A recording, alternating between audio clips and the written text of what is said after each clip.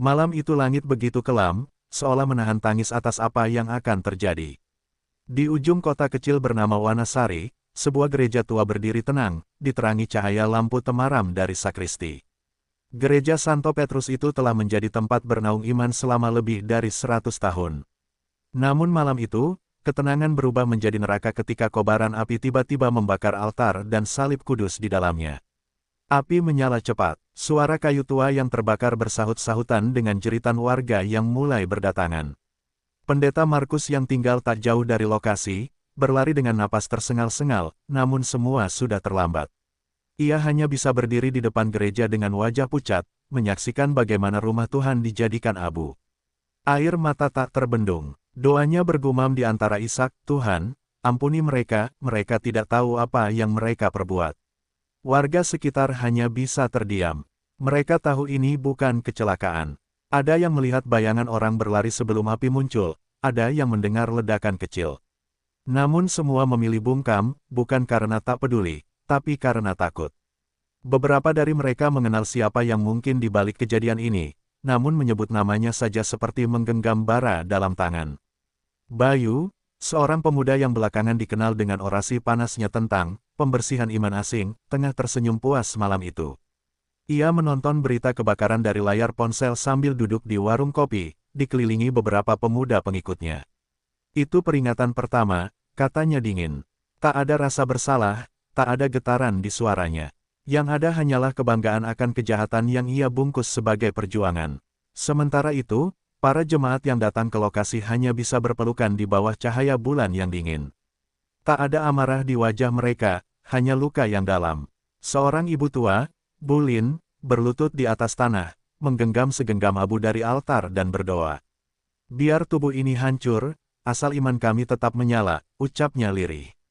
Keesokan paginya, berita kebakaran tersebar ke seluruh penjuru kota. Polisi datang, garis kuning dipasang, dan penyelidikan dimulai. Namun kamera pengawas di sekitar gereja, kebetulan, rusak. Tak satu pun saksi bicara. Kota ini terlalu kecil untuk berani menantang kekuasaan tersembunyi. Pendeta Markus hanya tersenyum pahit saat dimintai keterangan, lalu menjawab, "Tuhan akan menjawab dengan caranya sendiri." Di rumahnya yang sederhana, Pendeta Markus mengumpulkan jemaat. Mereka berdoa bersama, menyanyikan lagu pujian dalam kesederhanaan. Tak ada dinding, tak ada mimbar, hanya hati yang tetap berpegang pada Tuhan. Dalam kesenyapan doa itu, seakan terdengar suara batin berkata, "Biarlah yang membakar gereja, kelak tahu panas yang sebenarnya." Dan di kejauhan, Bayu tak tahu bahwa malam itu adalah awal dari akhir yang perlahan membakar hidupnya sendiri. Bayu berjalan tegap di antara pemuda-pemuda yang mengikutinya seperti bayangan. Ia bukan siapa-siapa secara resmi, tapi suara dan pandangannya seolah lebih didengar daripada camat atau tokoh desa sekalipun. Lewat media sosial, ia menebar narasi kebencian dengan bungkus, kesucian tanah air, dan melawan penjajahan budaya asing. Gereja, menurutnya, adalah simbol dari itu semua. Dan kini, satu simbol itu telah ia runtuhkan. Di balik layar, Bayu dilindungi tokoh politik lokal yang tengah membangun kekuasaan lewat isu agama. Mereka memberikan dana, pengaruh, bahkan bantuan hukum jika suatu saat dibutuhkan. "Jangan takut, Bei," kata salah satu dari mereka di sebuah pertemuan rahasia. "Selama rakyat percaya kau pembela iman, hukum tak bisa sentuhmu." Bayu mengangguk, merasa tak terkalahkan. Namun di markas kecil Polsek setempat, suasana berbeda. Kapolsek Yanto duduk termenung sambil menatap tumpukan laporan kebakaran. Ia tahu siapa yang patut dicurigai, tapi tak punya cukup bukti. Semuanya diam, tak satu pun mau bicara. Bahkan kamera di toko Pak Naryo yang biasanya nyala, mati malam itu, gumamnya. Hatinya geram, tapi tangannya terikat. Sementara itu, Pendeta Markus tak tinggal diam. Ia mendatangi satu persatu tokoh lintas agama di kota itu, meminta agar perdamaian tetap dijaga. "Jangan dibalas. Kita bukan mereka. Keadilan Tuhan tidak tidur," katanya tegas. Beberapa menangis, beberapa lainnya masih diliputi amarah. Tapi mereka semua tahu, jika api dibalas dengan api, hanya kehancuran yang tersisa. Bayu terus bergerak. Ia makin berani. Ia mulai menyerang simbol-simbol lain secara verbal, salib, lagu rohani, bahkan menghasut agar perayaan Natal dilarang. Di sebuah pertemuan terbuka, ia berseru, kita harus bersihkan kota ini dari racun yang diam-diam menggerogoti keimanan kita. Sorak-sorai pun menggema, seolah setan bertepuk tangan. Namun malam itu, ada yang berubah. Saat ia tiba di rumah, anaknya, Arka, tiba-tiba kejang dan panas tinggi. Istrinya, Rani, panik. Bayu, kita harus ke rumah sakit sekarang. Teriaknya. Bayu yang tadinya tegang, kini mulai cemas. Ia menggendong anaknya, berlari ke mobil, dan melaju dalam malam yang dingin tanpa sadar, ini awal dari sesuatu yang lebih besar. Di IGD rumah sakit, dokter berkata tak menemukan penyebab pasti. Semua normal, tapi suhu tubuhnya terus naik. Kami akan rawat dan observasi, ucap dokter singkat. Bayu bingung, Rani menangis. Di dalam hatinya yang keras, muncul kegelisahan yang belum pernah ia rasakan. Sesuatu yang tak bisa ia kendalikan, seperti api yang ia lepaskan dulu, kini mulai menjilat ke arah keluarganya sendiri. Dan di kamar sempit rumah sakit itu, Arka mengigau dalam tidur demamnya, menyebut satu kata berulang-ulang, api, gereja. Malam di ruang rumah sakit itu begitu dingin. Bayu duduk di sisi ranjang anaknya yang terbaring pucat, dengan infus tertancap di tangan mungilnya. Arka terus menggigau, bibirnya mengucap kata-kata yang membuat Bayu menggigil, gereja, terbakar, api. Suara itu lirih, tapi terasa seperti palu yang memukul kesadarannya. Rani memeluk anaknya, sembari melirik suaminya dengan tatapan tajam penuh kecewa. Tuhan, ada apa dengan anak kita? Tanya Rani dengan suara bergetar. Bayu tak menjawab, ia hanya menunduk. Untuk pertama kalinya sejak kejadian itu, pikirannya diselimuti rasa takut. Takut akan sesuatu yang tak bisa ia lawan dengan orasi, pengaruh, atau kekuasaan.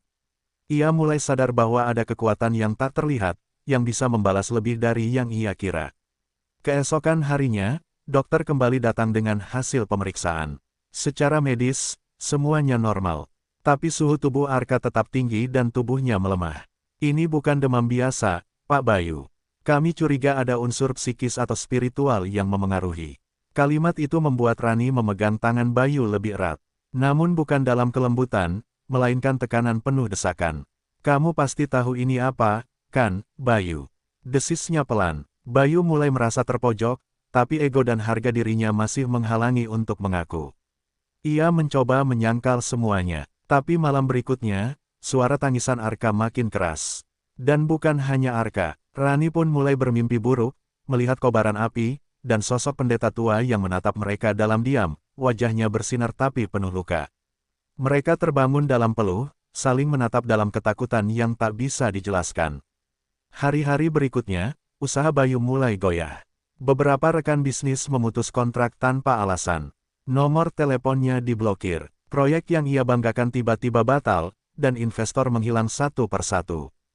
Kau terlalu banyak bersuara, Bayu. Ini mulai merugikan kami, kata seorang koleganya dengan nada dingin. Bayu mulai merasa hidupnya retak. Satu demi satu, seperti tembok lama yang diseret waktu. Di rumah, Rani tak tahan lagi. Ia mengajak anak-anak dan pindah ke rumah orang tuanya. Sampai kamu sadar dan berubah, jangan cari kami, ucapnya singkat. Bayu hanya berdiri diam di teras rumah saat mereka pergi, merasa seperti kehilangan semuanya. Ia mulai sadar, api yang dulu ia nyalakan, kini membakar perlahan seluruh kehidupannya, anaknya, rumah tangganya, bahkan masa depannya. Malam kembali datang, dan Bayu, kini sendirian di rumah, mendengar suara dari ruang tengah. Bukan suara manusia, suara kayu terbakar, api yang menjalar. Ia berlari ke sana, tapi tidak ada apa-apa. Hanya suara itu, dan bau hangus yang tak pernah ada sebelumnya. Ia duduk terkulai di lantai, menangis untuk pertama kalinya, sembari berkata pelan, apa ini, balasan Tuhan? Dan di kejauhan, Pendeta Markus duduk di ruang tamunya, membaca Alkitab. Ia berhenti sejenak, menatap keluar jendela dan berbisik lirih, biar tangan Tuhan yang bekerja. Keadilannya lebih tinggi dari apapun. Di balik reruntuhan gereja yang kini hanya menyisakan arang dan batu hangus, sekelompok jemaat berkumpul setiap minggu. Tak ada atap, tak ada dinding, tapi mereka datang dengan hati yang penuh pengharapan. Pendeta Markus berdiri di atas potongan papan tua, menggenggam Alkitab lusuhnya, dan memimpin ibadah seperti biasa. Tuhan tidak tinggal dalam bangunan, ia tinggal dalam hati yang percaya, ucapnya lantang. Ibadah itu menjadi lebih dari sekadar rutinitas. Ia berubah menjadi lambang keteguhan iman. Di tengah terik matahari atau hujan deras, jemaat tak surut. Bahkan beberapa warga non-Kristen ikut membantu menyapu puing, membawakan air minum, atau sekadar berdiri sebagai tanda solidaritas. Kebencian yang ditabur oleh Bayu, justru menumbuhkan benih kasih di tempat yang tak diduga.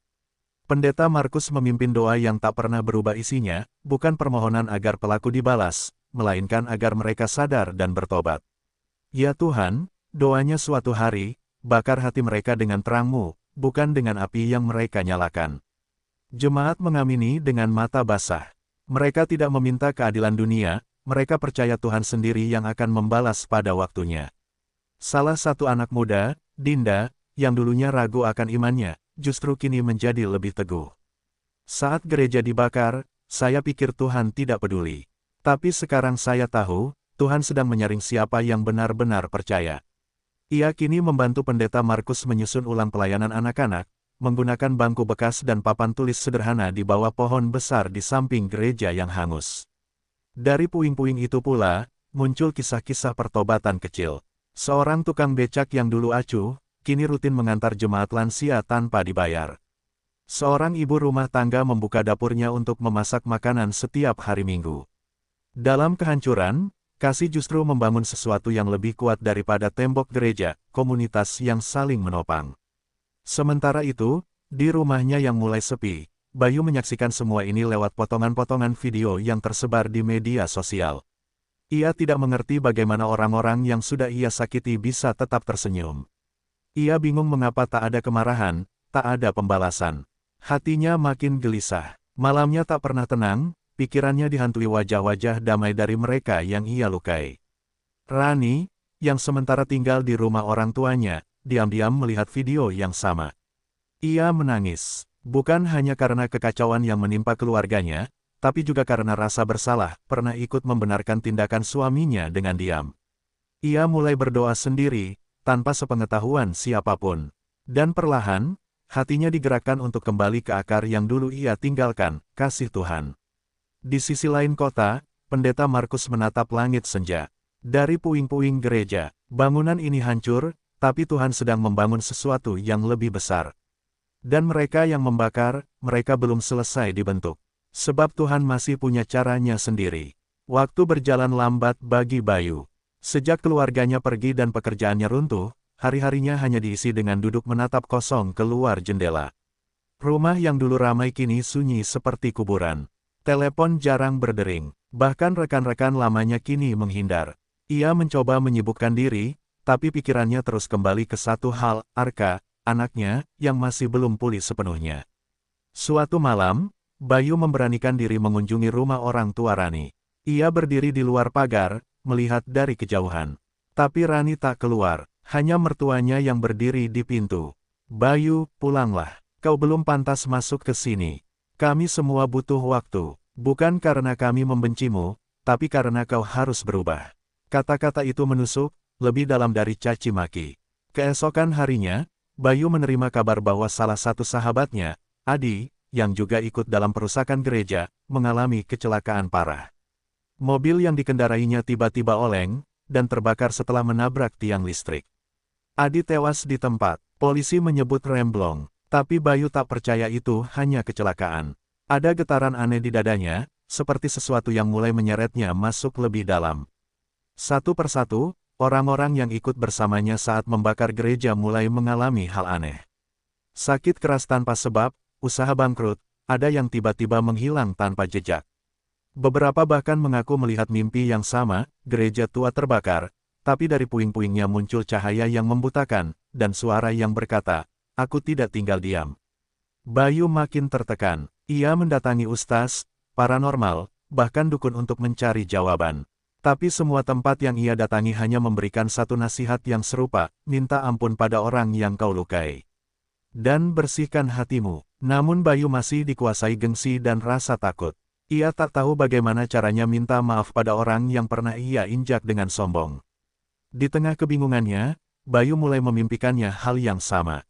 Dalam mimpi itu, ia berdiri di depan gereja yang ia bakar, tapi kali ini ia sendirian, dan api menyala di sekelilingnya. Namun tak ada panas, hanya rasa sesak luar biasa. Dan dari tengah api itu, muncul suara lembut tapi penuh kuasa, "Aku mencintaimu, tapi keadilanku sempurna." Ia terbangun dengan tubuh basah oleh keringat, napas terengah-engah. Tak ada yang bisa ia lakukan selain duduk dan menangis. Untuk pertama kalinya, Bayu menyadari, ini bukan tentang orang-orang yang ia sakiti, tapi tentang dirinya yang telah mengkhianati suara hati. Ia mulai menulis sepucuk surat untuk Rani dan anaknya. Bukan meminta maaf secara paksa, tapi mengakui kesalahannya tanpa pembenaran. Dan malam itu, ia menulis satu surat lagi. Kepada seseorang yang tak pernah ia hargai, tak pernah ia temui secara baik-baik, Pendeta Markus. Surat yang berisi satu kalimat pendek, tapi penuh makna, "Saya siap bertemu, kalau Anda bersedia." Matahari belum sepenuhnya naik ketika Pendeta Markus menerima surat dari kurir tua yang datang dengan sepeda motor. Ia membacanya perlahan. Saat membaca nama pengirim di akhir kalimat, "Bayu," ia terdiam cukup lama. Lalu ia mengangguk kecil dan berbisik, "Akhirnya." Tanpa banyak kata, ia mengambil Alkitab dan berjalan menuju puing gereja, tempat yang disebut Bayu sebagai titik pertemuan. Bayu sudah tiba lebih dulu. Ia duduk di salah satu bangku kayu tua yang tersisa. Pakaiannya sederhana, wajahnya tirus, matanya cekung seperti orang yang kehilangan arah. Saat melihat Pendeta Markus mendekat, tubuhnya refleks ingin berdiri, tapi akhirnya ia hanya menunduk. "Terima kasih sudah mau datang," katanya pelan. Tak ada kesombongan, hanya sisa-sisa seseorang yang dihantam kenyataan. Pendeta Markus duduk di sampingnya tanpa bicara. Mereka diam beberapa menit, hanya mendengar suara angin yang melewati puing dan daun-daun kering yang berjatuhan. "Tempat ini, dulu saya bakar," ujar Bayu akhirnya, suaranya parau. "Saya pikir saya sedang memperjuangkan kebenaran. Tapi nyatanya, saya sedang membakar hidup saya sendiri." Pendeta Markus menatapnya lembut. "Kamu membakar kayu dan dinding. Tapi tidak bisa membakar Tuhan yang kami sembah. Karena Tuhan tidak tinggal di sini. Dia tinggal di sini," ucapnya sambil menepuk dadanya. Bayu menunduk semakin dalam, dan air matanya mulai jatuh. Tangis yang selama ini ia tahan akhirnya pecah. Ia menangis bukan karena takut akan hukuman, tapi karena sadar betapa ia telah menghancurkan begitu banyak hal yang tak bisa ia perbaiki. "Saya kehilangan anak saya, istri saya, pekerjaan saya, semua," lirihnya. "Saya tidak tahu harus mulai dari mana." Pendeta Markus menatap langit sejenak, lalu berkata, "Mulailah dari mengakui. Dan biarlah Tuhan yang menyempurnakan sisanya. Kamu bisa memilih untuk tetap tinggal dalam abu, atau membiarkan Tuhan meniupkan hidup baru dari debu yang sama." Bayu mengangguk pelan. "Saya tidak minta diampuni hari ini, Pak Pendeta. Tapi jika Tuhan masih mau, saya ingin belajar menebus semua ini, sedikit demi sedikit." Pendeta Markus mengulurkan tangan. "Kita semua pernah jatuh, Bayu. Tapi Tuhan tidak pernah berhenti menunggu orang yang mau kembali." Di tengah reruntuhan, dua orang duduk, yang satu korban, yang satu pelaku. Tapi hari itu, tak ada lagi tembok antara mereka. Hanya puing, langit, dan harapan. Dan untuk pertama kalinya sejak peristiwa kelam itu, angin yang berhembus terasa hangat. Seperti sebuah bisikan dari langit, bahwa keadilan ilahi sedang bekerja, bukan untuk menghancurkan, tetapi untuk mengubah hati. Hari-hari berikutnya tidak mudah bagi Bayu. Meski ia telah bertemu Pendeta Markus dan mulai membuka hati, bayang-bayang masa lalunya masih terus menghantui. Setiap kali ia melewati bekas gereja yang terbakar, hatinya terasa dihantam batu.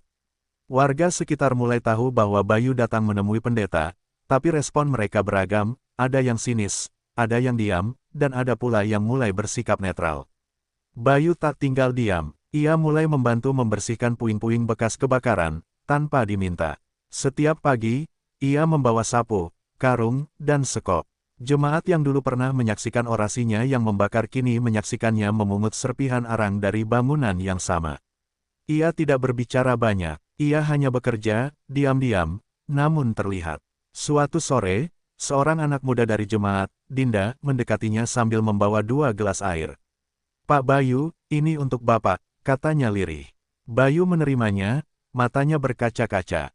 "Terima kasih, Nak," ucapnya. Dan di momen kecil itu, Bayu tahu, pengampunan bukan datang sekaligus, tapi setetes demi setetes, seperti embun yang menghapus debu kering. "Rani, yang mendengar kabar perubahan Bayu dari tetangga dan media lokal, mulai membuka komunikasi.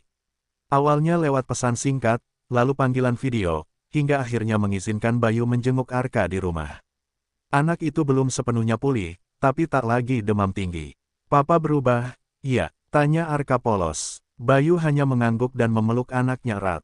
Kali ini ia menangis bukan karena rasa bersalah, tapi karena diberi kesempatan kedua. Kabar tentang perubahan Bayu menyebar luas. Banyak yang tak percaya, tapi bukti perlahan berbicara lebih keras dari fitnah. Ia bahkan mulai hadir di pertemuan lintas iman yang digelar oleh tokoh-tokoh desa. Dalam salah satu forum itu, ia berdiri dan berkata, "Saya adalah pelaku dari luka yang kalian rasakan.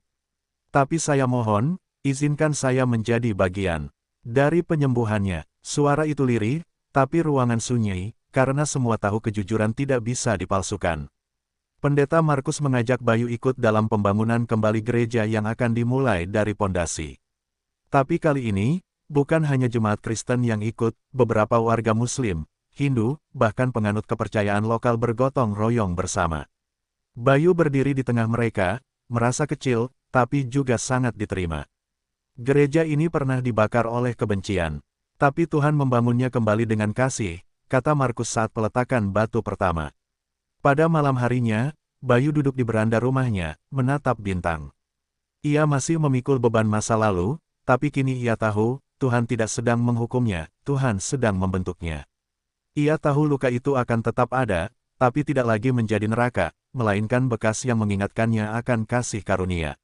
Bayangan masa lalu masih ada, tapi cahaya masa depan kini mulai bersinar. Dan Bayu tahu, langkahnya belum selesai. Tapi untuk pertama kalinya, ia tidak berjalan sendiri. Pagi itu, tanah bekas gereja yang hangus kembali ramai. Bukan oleh amarah atau teriakan, tapi oleh suara cangkul, palu, dan tawa anak-anak. Jemaat dan warga desa bekerja bersama membangun kembali rumah ibadah itu. Tidak mewah, tidak besar, tapi penuh semangat. Setiap batu yang ditumpuk seperti membawa harapan baru. Di antara mereka, Bayu berdiri paling awal dan pulang paling akhir. Ia bekerja dalam diam, tidak memimpin seperti dulu. Kini ia melayani. Ia memikul semen, menyusun batu, dan kadang hanya duduk di ujung, mengawasi anak-anak kecil menggambar salib dan burung merpati di papan-papan kayu. Mereka tidak tahu siapa dia dulu. Mereka hanya tahu, Pak Bayu orang yang bantu bangun gereja. Pendeta Markus sesekali menepuk pundaknya. Tak ada kata-kata panjang, hanya senyuman. Dan itu cukup. Di sela-sela waktu, Bayu mulai menulis, bukan untuk membela diri, tapi untuk mencatat perjalanan dosanya sendiri. Ia tahu tak semua orang akan memaafkan. Tapi ia ingin hidupnya jadi kesaksian bahwa kejatuhan tidak selalu berarti akhir. Rani mulai sering datang, kadang membawa Arka yang kini mulai membaik. Mereka belum sepenuhnya kembali, tapi harapan itu tumbuh. Dalam satu kunjungan, Arka berlari ke pelukan Bayu dan berkata, "Papa jangan jauh-jauh lagi ya." Kalimat sederhana itu membuat Bayu merasakan sesuatu yang lebih kuat dari keadilan, pengampunan. Suatu hari, anak muda bernama Dinda meminta Bayu berbicara di kelompok remaja. Ia ragu, tapi akhirnya berdiri di depan mereka. "Saya adalah contoh hidup bahwa orang yang paling keras menghantam Tuhan, bisa ditarik kembali oleh tangannya," katanya. "Kalian tidak perlu jatuh sedalam saya. Tapi kalau kalian jatuh, ingat pintu Tuhan tidak pernah dikunci." Setelah bulan-bulan panjang, bangunan gereja akhirnya berdiri kembali. Tidak semegah dulu, tapi lebih kuat. Karena dibangun bukan oleh uang, tapi oleh kasih dan pengorbanan. Dalam ibadah peresmian, Pendeta Markus berdiri di depan mimbar sederhana, lalu memanggil Bayu untuk maju. Jemaat hening, dan saat Bayu berdiri di sampingnya, pendeta hanya berkata, "Tuhan tidak mencari yang sempurna. Ia mencari yang mau berubah." Tepuk tangan pecah. Tak semua ikut, tapi cukup untuk membuat Bayu terisak. Ia tidak meminta itu, tapi itulah keindahan anugerah, datang ketika kita merasa paling tidak layak. Hari itu, Bayu berdiri bukan sebagai musuh iman, tapi sebagai bukti hidup keadilan dan kasih Tuhan yang nyata. Dan dari abu itu, kehidupan baru benar-benar mulai tumbuh. Musim hujan datang, namun tidak mengguyur semangat baru yang tumbuh di desa itu. Gereja sederhana itu kini telah menjadi pusat bukan hanya peribadahan, tapi juga kegiatan sosial lintas agama. Setiap minggu, anak-anak dari berbagai latar belakang berkumpul untuk belajar, bernyanyi, dan bermain bersama. Bayu, yang dulu menanamkan kebencian, kini menjadi penghubung kasih antar warga. Ia membuka ruang diskusi kecil di sudut rumahnya. Tempat itu dinamainya Pondok Luka. Di sanalah ia menceritakan kisah masa lalunya, bukan untuk mencari simpati, tapi sebagai pelajaran. Luka yang tidak diakui akan berubah jadi kebencian. Tapi luka yang diterima dan disembuhkan bisa jadi pintu untuk orang lain pulang, ucapnya dalam satu pertemuan. Beberapa orang mulai datang, pelan-pelan mengakui bahwa mereka juga pernah tersesat dalam amarah dan penyesalan. Ada yang datang diam-diam, duduk di pojok tanpa bicara. Tapi setiap pertemuan itu menjadi saksi bahwa luka tak harus disembunyikan, ia bisa menjadi bahan bakar perubahan. Rani akhirnya memutuskan untuk kembali tinggal bersama Bayu, namun dengan satu syarat, kita jalani semua ini dari awal. Bukan karena kasihan, tapi karena aku percaya Tuhan masih bisa pakai keluarga kita untuk tujuan yang lebih besar. Bayu mengangguk dengan air mata. Mereka mulai dari nol, tapi tidak dari kegelapan. Arka tumbuh menjadi anak yang tangguh. Di sekolah, ia dikenal sebagai anak yang sabar dan berani membela teman yang ditindas. Karena aku tahu rasanya dipukul dan ditinggal, katanya suatu kali. Bahkan di usianya yang masih belia, Arka tahu, luka bisa jadi kekuatan bila diserahkan pada tangan Tuhan. Sementara itu, kisah Bayu mulai dikenal lebih luas. Beberapa gereja, sekolah, dan komunitas mengundangnya untuk berbagi. Ia tidak tampil seperti penceramah. Ia hanya bercerita, menyampaikan kebenaran lewat bekas luka yang nyata di hidupnya. Dan dari situ, banyak orang mulai membuka hati, bukan hanya untuk percaya kepada Tuhan, tapi juga untuk memaafkan diri sendiri. Pendeta Markus tersenyum melihat perubahan besar itu. Tuhan memang adil, katanya pada suatu sore. Tapi keadilannya tidak seperti manusia. Ia menghukum dengan tujuan menebus, bukan menghancurkan. Dan ia tahu, kisah Bayu hanyalah satu dari sekian banyak kisah yang Tuhan ubah dari abu menjadi cahaya. Gereja yang pernah dibakar kini menjadi rumah bagi siapa saja yang ingin pulang. Tak ada papan nama yang megah. Hanya sebuah tulisan kecil di dinding depan. Dari luka, kami belajar. Dari kasih, kami dibentuk kembali. Hari Minggu itu, langit cerah tak biasa. Gereja kecil di tengah desa Sukajaya penuh sesak oleh orang-orang dari berbagai penjuru. Bukan untuk menghadiri kebaktian biasa, melainkan untuk menyaksikan peluncuran buku berjudul, Terbakar Hidupku, Kesaksian dari Abu. Sebuah buku yang ditulis Bayu, bukan sebagai pengakuan terakhir, tapi sebagai bukti hidup bahwa Tuhan tak pernah diam menghadapi kejahatan. Dalam pidatonya yang sederhana, Bayu berdiri di depan mimbar gereja yang dulu pernah ia bakar. Saya dulu berpikir Tuhan lemah karena tidak membalas langsung. Tapi sekarang saya sadar, Tuhan tidak tinggal diam. Dia menunggu, karena kasih-Nya lebih dalam dari amarah saya. Jemaat diam, beberapa menunduk menahan air mata. Ia melanjutkan, Tuhan membiarkan saya terbakar oleh kesalahan sendiri. Bukan karena ia kejam, tapi karena hanya di titik paling rendah saya bisa mendengar suaranya. Sorotan kamera dari wartawan lokal menyorot wajah Bayu yang kini tampak jauh lebih damai.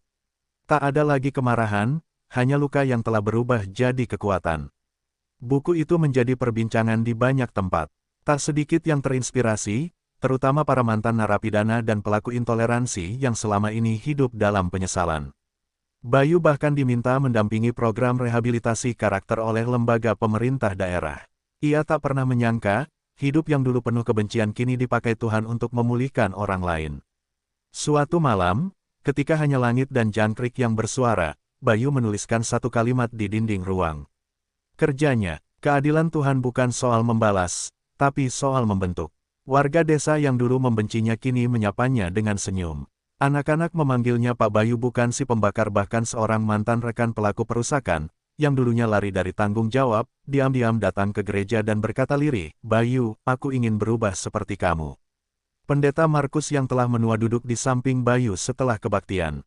Mereka menatap gereja yang kini penuh damai. Dulu gereja ini dibangun dari batu dan kayu, kata Markus, tapi sekarang dibangun dari hati yang remuk dan dipulihkan. Bayu mengangguk, tak perlu banyak kata, mereka tahu, keadilan Tuhan sedang bekerja sejak awal, hanya saja caranya sering tak seperti yang manusia sangka. Dan di bawah langit malam itu, Bayu memandang ke atas.